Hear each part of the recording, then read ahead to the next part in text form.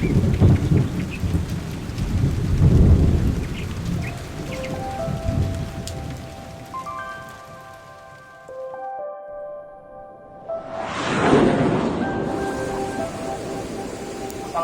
warahmatullahi wabarakatuh.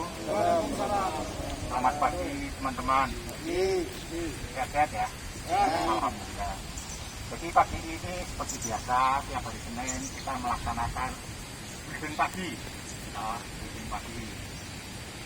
Mas Nun atas kehadirannya, dan sebelum kita lanjut membahas poin-poin pagi ini, kita berdoa dulu ya Pak. Jadi berdoa, monggo.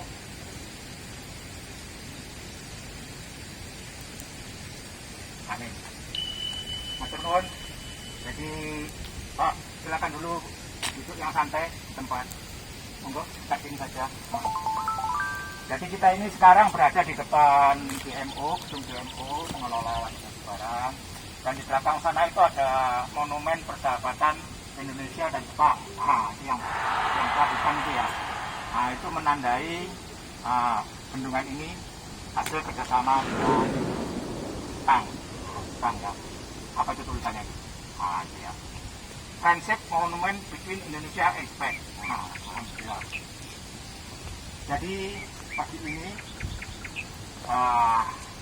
di depan sudah ada peralatan set betul ya namanya ya. Nanti kita akan jelaskan ya maksudnya. Pagi ini kita khusus membahas mengenai K3 ya Pak. Yang pesan-pesan kita ingatkan. Karena K3 itu adalah dimanapun pekerjaan adalah seperti first. Jadi keamanan itu adalah yang pertama dulu. Jadi keamanan dan juga kesehatan. Ya. Jadi keamanan dalam kerja, juga keamanan untuk menghindari penyakit akibat kerja, itu namanya peduli kesehatan, itu juga termasuk K3 ya. Oke, jadi pertama saya mulai dengan bismillah.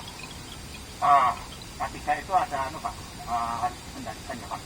Jadi ada manajemen risiko pengendalian K3 gitu. Karena kalau nggak dikendalikan kita nggak tahu itu apa dampaknya kayak apa, terus sumber-sumber anunya dari mana, itu makanya harus direncanakan ya. Sama seperti pekerjaan lain, jadi ada perencanaan dan juga apa itu pelaksanaan ya, action, ada juga evaluasi, dan juga nanti ada lagi pelaporan dan komunikasi koordinasi. Jadi khusus K3 untuk manajemen risiko kecelakaan kerja ya, itu biasanya kita harus mencari dulu apa namanya itu mengidentifikasi sumber-sumber bahaya. Ya, sumber bahaya. Saya kasih contoh misalnya ya, kalau ada di listrikan misalnya ya, ada kabel yang terbuka, itu sumber-sumber bahaya Pak. Bahaya apa? Ya banyak Pak. Bahaya kebakaran, korslet, atau kalau pas hujan gerimis ada air langsung ke kabel terbuka, itu kan bahaya ya. Itu Pak Yono ya. Kemudian kalau sumber bahaya kesehatan itu contohnya tempat sampah gitu. Itu sering-sering ditengok putih, bagus, isinya jangan sampai penuh gitu. Itu dari sumber penyakit Pak. Itu namanya mengidentifikasi sumber-sumber bahaya gitu. Kemudian nanti misalnya pekerjaan di ketinggian, itu bahayanya apa? Tanahnya mungkin gampang longsor, makanya dipakailah alat-alat pengaman ya. Jadi yang pertama tadi di apa namanya identifikasi sumber bahaya. Yang kedua yaitu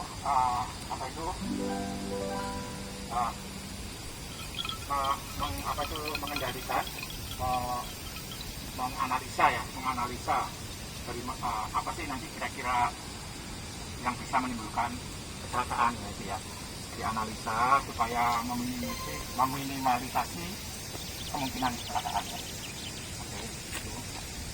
Dan itulah intinya, pokoknya harus direncanakan, kemudian baru kita melaksanakan. Setelah perencanaannya bagus semua, identifikasinya sudah lengkap, baru dilaksanakan. Setelah itu namanya apa itu insiden Pak, kecelakaan itu pasti ada saja Pak, ada saja namanya lengah, lupa gitu. Maka untuk itu kita harus menyiapkan juga data pertolongan bersama pada kecelakaan ya. Itu harus siap, walaupun nanti kecelakaan yang berat ya kita merujuk ke puskesmas atau rumah sakit terdekat.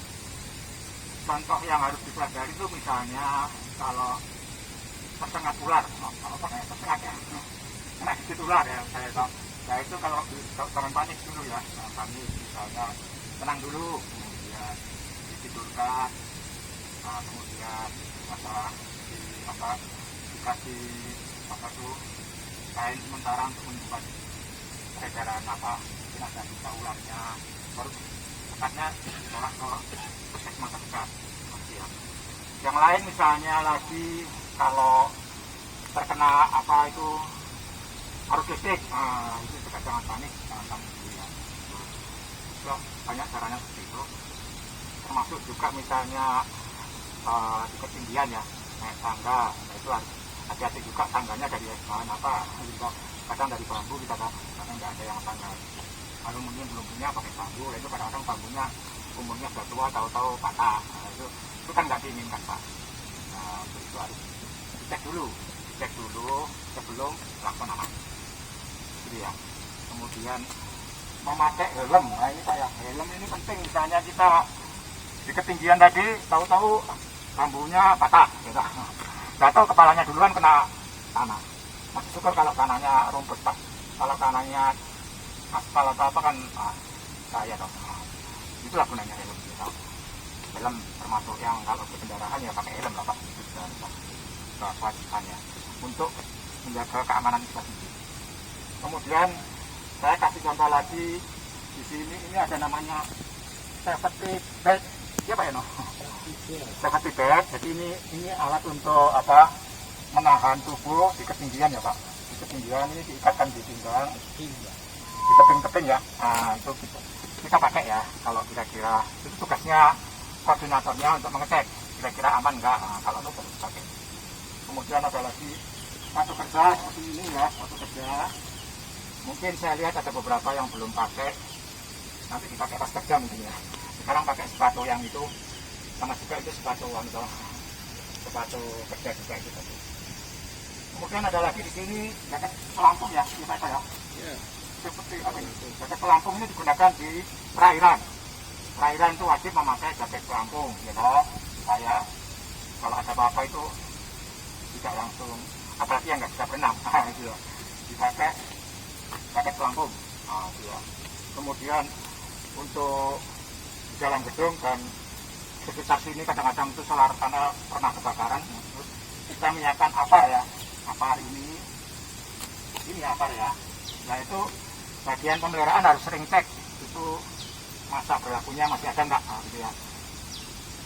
Kadang-kadang 3 bulan 6 bulan masih bagus, nggak pernah dipakai, tapi masanya kan sudah habis. Jadi itu harus cepat dilapor Pak Eko, masukkan di RKB, nanti kita lapor ke pihak yang berwenang untuk mengkalibrasi. Kalibrasinya gimana? Itu kita sudah kerjasama dengan damkar ya. Nah damkar nanti kita panggil. Mungkin yang masih bagus itu untuk latihan kita, tetapi yang baru gitu ya. Jadi sering-sering menengok masa berlakunya itu Pak Eko. Gitu ya. Alat kita itu ada beberapa itu, ada yang masih sama sekali nggak dipakai Pak, karena memang ya jarang kebakaran ya. Tapi ada masa berlakunya Pak. Yang lain juga di dalam galeri itu ada namanya gas nitrogen ya. Itu untuk isometer pneumatik. Kalau nggak salah sudah habis ya Pak silakan. Nah itu cepat dilapor juga gitu. Dilapor, masukkan ke bagian administrasi RKB, minta gas nitrogen yang murni untuk isometer ya Pak. Nah itu jangan sampai lupa ya Pak. Kadang-kadang saya kadang lupa juga kalau nggak Pak. Jadi yang tahu yang melaksanakan Pak. Ini kalau habis ya langsung lapor ke saya atau Pak pemeliharaan atau langsung ke administrasi supaya dimasukkan di RKB gitu. Supaya diadakan, karena kita sudah tahu tempat tempat mengisinya. Bukan di SPBU, bukan.